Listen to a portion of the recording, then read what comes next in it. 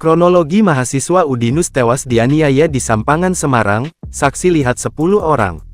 Mahasiswa Udinus yang tewas usai dianiaya di depan SPBU Kelut Bendan Ngisor, Semarang, Selasa tanggal 17 September tahun 2024. Korban diketahui bernama Muhammad Tirza Nugroho Hermawan. Imam, salah satu saksi mengaku langsung mengamankan kiosnya terletak di dekat lokasi kejadian setelah mendapat kabar terjadi pembacokan dari tetangganya. Saya melihat orangnya sudah tergeletak dan sudah ada petugas. Saya dengar pukul 4, tuturnya. Ia mengaku takut keributan itu berdampak dengan kiosnya.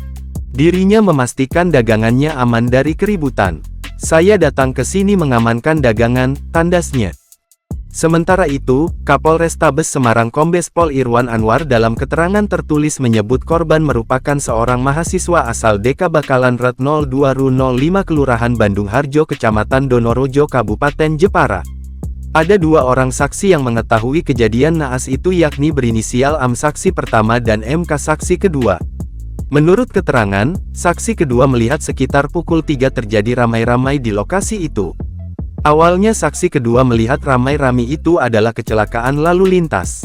Saksi melihat gerombolan tidak membawa sajam kurang lebih 7 orang. Kemudian yang meminta tolong saksi 2, ujarnya. Lanjutnya dari arah Sampangan terdapat 10 orang membawa senjata tajam memutari saksi 2. Hal itu membuat saksi 2 meminta tolong agar tidak membuat kerusuhan. Saksi melihat saksi itu melarikan diri ke arah Sampangan, ujarnya.